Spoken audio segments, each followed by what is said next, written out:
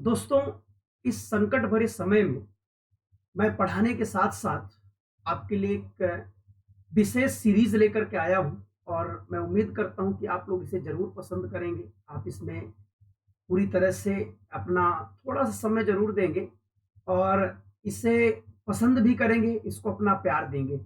अगर ऐसा रहा, तो मैं इसको ज़रूर कंटिन्यू करूँगा आपके लिए।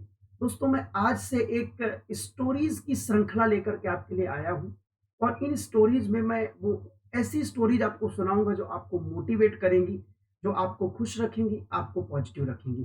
दोस्तों, आज के इस एपिसोड में एक कहानी ऐसी भी जिसका हमारा टाइटल है और इसका एपिसोड नंबर 1।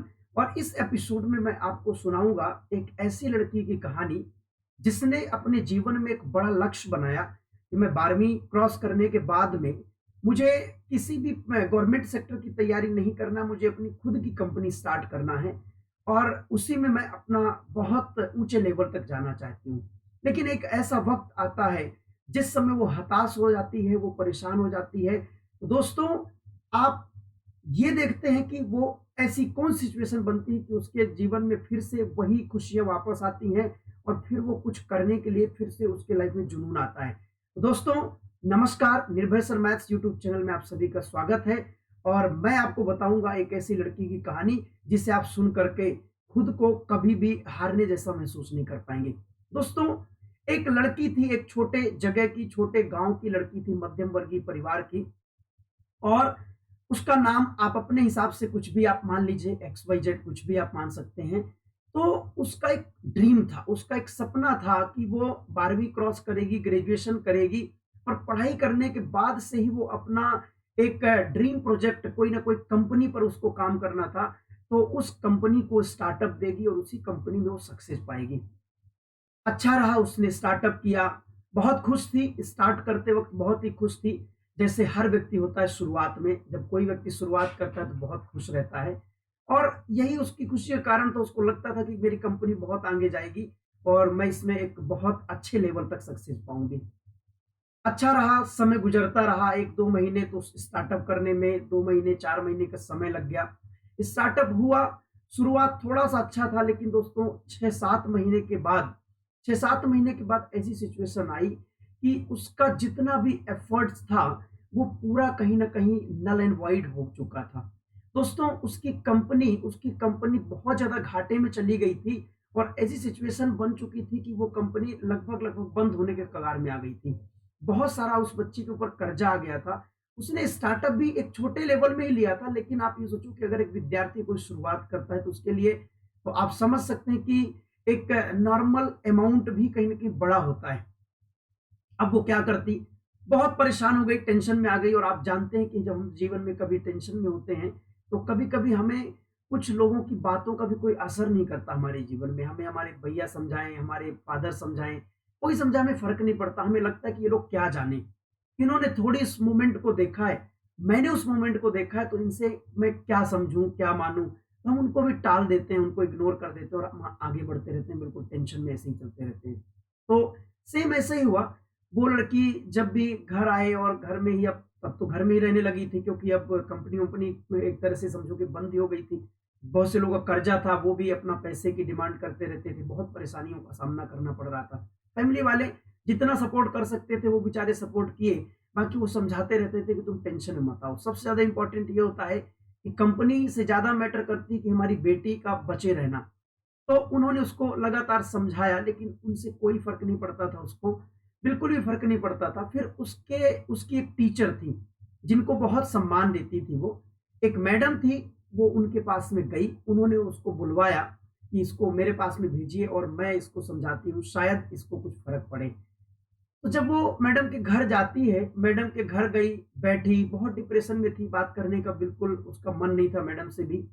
बस हो गया, मैडम भी बहुत ही समझदारी के साथ में उससे थोड़ा-थोड़ा करके बात करने की कोशिश की और बस ऐसे ही उन उसको समझाने की कोशिश की। जब बात कंटिन्यू चलने लगी, उस बच्ची ने अपनी दुःख भरी कहानी सुनाई और उसके बाद उसने बोला कि मैम अब तो मेरे जीवन में कुछ नहीं हो सकता है, बस ऐसे ही कट जाएगी ज़िंदगी, तो मैं ऐसे ही बस आगे चलती रहूँगी। तो मैडम ने देखा कि इसकी एक ऐसी लड़की जो कितना जुनून में रहती थी कि मैम मैं अपनी कोचिंग को मैं अपनी कंपनी चलाना चाहती हूँ, ये करना चाहती हूँ, वो करना चाहती हूँ। वो आज वो जो जुनून था वो पूरी तरह से कहीं न कहीं गिरा हुआ नज़र आ रहा था। मैडम सिचुएशन को समझते हुए उसको समझाईं और एक उन्होंने क्या किया कि उसको ऐसे ही घूमने-टहलने के हिसाब से अपने गार्डन में लेकर के गईं। जब वो गार्डन में जाती हैं तो उन्होंने एक टमाटर का पौधा दिखाया। उस टमाटर के पौधे को दिखाया तो वो पौधा मरा हुआ था, मर गया था, वो मुरझा गया था पूरी तरह से। वो लड़की कहती है कि मैम आप ऐसे पौधे को दिखा रहे हो जो पहले से ही मुरझाया हुआ है, जो मरा हुआ है, इसको देखकर मैं क्या करूँगी? तो अब सेम सिचुएशन जो इस टमाटर के पौधे की है, वही सेम सिचुएशन मेरी है और मैं मेरे ही जैसे पर्सन को देख करके, मेरी जैसी चीज़ को देख करके मैं कैसे मोटिवेटेड हो सकती हूँ? मैडम कुछ नहीं बोली। मैडम को लगा कि यहाँ पर अगर मैं कोई भी चीज़ बताऊँगी तो इसको अभी फ़र्क नहीं पड़ेगा। उन्होंने क्या किया, उसको वहाँ से अंदर ले गई, बोली कि चलो कॉफ़ी-वॉफ़ी पीते हैं। कॉफ़ी-वॉफ़ी उन्होंने पिया आराम से। फिर वो अंदर अपने गोडाउन में ले गई। गोडाउन में ले गई उनका जो स्टोर रूम था, उसमें गई तो उसका गेट खोला तो वो लड़की शॉक्ड रह गई। सोचिए, जब वो शॉक्ड रह गई तो उन्होंने बताया कि उसने देखा कि उस स्टोर रूम के अंदर बहुत सारे टमाटर थे। उसने कहा कि मैम वहाँ तो टमाटर का पौधा जो आपने दिखाया वो तो मुरझा गया, वो तो मरा हुआ था। लेकिन ये इतने टमाटर आए कहाँ से? तो मैडम ने अब यहाँ पर मैडम को मौका मिला पूरा उसके माइंड को अच्छा करने का। उन्होंने बोला कि बेटा मैंने तुम्हें सिर्फ़ एक ही पौधा दिखाया था। वो पौधा जिसको मैंने पानी दिया, खाद दिया, कीटनाशक दिया, हर चीज़ दिया, उसके बाद भी मैं उसको बचा नहीं पाई। लेकिन वो सिर्फ़ एक पौधा था। मैंने पूरा गार्डन तुम्हें नहीं दिखाया था। मैंने उस पौधे के बाद भी मैंने बहुत सारे पौधे लगाए और भी मेहनत करके और भी प्रक्रिया से मैंने और पौधे उगाए और वहाँ से मुझे ये प्रतिफल मिला, ये रिज़ल्ट मुझे मिला है। उस लड़की को बात समझ में आई। कहानी का सार ये था कि अगर एक टमाटर मर गया तो क्या मैं दूसरे के लिए प्रयास करना छोड़ दूँ? क्या हम जीवन में हार मान जाएँ? हार मान कर के बैठ जाएँ कि बस अब जीवन यहीं पर हमारा रुक गया है, इसके बाद हम कुछ भी नहीं कर सकते? ऐसा है क्या? बिल्कुल भी नहीं। उस लड़की को समझ में आया कि अभी तो मेरी उम्र क्या है और अगर उम्र ज़्यादा किसी की हो भी जाती है तो क्या फ़र्क पड़ता है? जीवन के किसी भी स्टेज में आप स्टार्टअप ले सकते हो, शुरुआत कर सकते हो। उस लड़की को समझ में आया कि डिप्रेशन का वक़्त नहीं है। मैं अगर हारी हूँ, तो मैं और अच्छा कुछ कर सकती हूँ। क्यों? क्योंकि हारने शुरुआत करने से लेकर के हारने तक में जो मेरे पास में अनुभव है, इस बार मैं उस अनुभव को लगा करके और मैं बहुत आगे तक इसको और बढ़ा सकती हूँ। और उसने शुरुआत किया, बहुत अच्छा प्रयास किया और एक नई कंपनी को दोबारा बनाया। टाइम लगा होगा, कहानी बताने में ऐसा लगता है कितना जल्दी काम हो गया, लेकिन उसने सालों-साल का समय दिया, मेहनत किया, मैडम से कंटीन्यूअस कॉन्टैक्ट में रहीं और वो मोटिवेट करती रहीं और उसी तरह से वो काम करती रही। दोस्तों, जीवन में कभी भी एक हार मिल जाने के बाद में कभी डिप्रेशन में मत होइए। आप हमेशा खुश रहिए, 100% कुछ ना कुछ जीवन में अच्छा होगा। आप ये यकीन करो, खुद के ऊपर यकीन करो और अपने माता-पिता का के आशीर्वाद से आप कुछ ना कुछ करते रहिए। ज़रूर अच्छा होगा, 100% अच्छा होगा। ये आप मेरे ऊपर भरोसा करिए, खुद के ऊपर भरोसा करिए। दोस्तों, जीवन में कहा जाता है कि अपनी ज़िंदगी में कुछ करो ऐसा कि दुनिया बनना चाहे तुम्हारे जैसा। ये एक बहुत बड़ी लाइन है, लेकिन ये सिर्फ़ सुनना, कहना बहुत आसान होता है। मैंने बोल के आपको सुना दिया। It's very simple, very easy, लेकिन इसको ज़िंदगी में अप्लाई करना, यूटिलाइज़ करना इट्स वेरी डिफ़िकल्ट।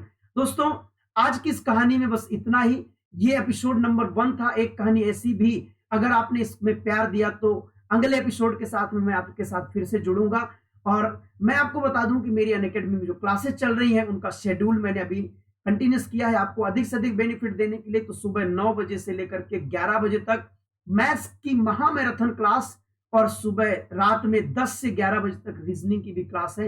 इन दोनों क्लासेस को लेना ना भूलें और अगर अनअकैडमी लर्निंग ऐप आपने डाउनलोड नहीं किया है तो डाउनलोड कर लीजिए। अनलॉक कोड निर्भय 18 अनलॉक कोड निर्भय 18 का यूज़ करके आप अपने फ्री कोर्स को एक्सेस कर सकते हैं। दोस्तों, आज की इस कहानी में इतना ही। अगले एपिसोड के साथ में मैं आपके साथ फिर जुड़ूँगा। तब तक के लिए नमस्कार, bye bye, take care, thank you so much. अपना ख्याल रखिएगा, अपने घर वालों का ख्याल रखिएगा, खुश रहिएगा। Thank you.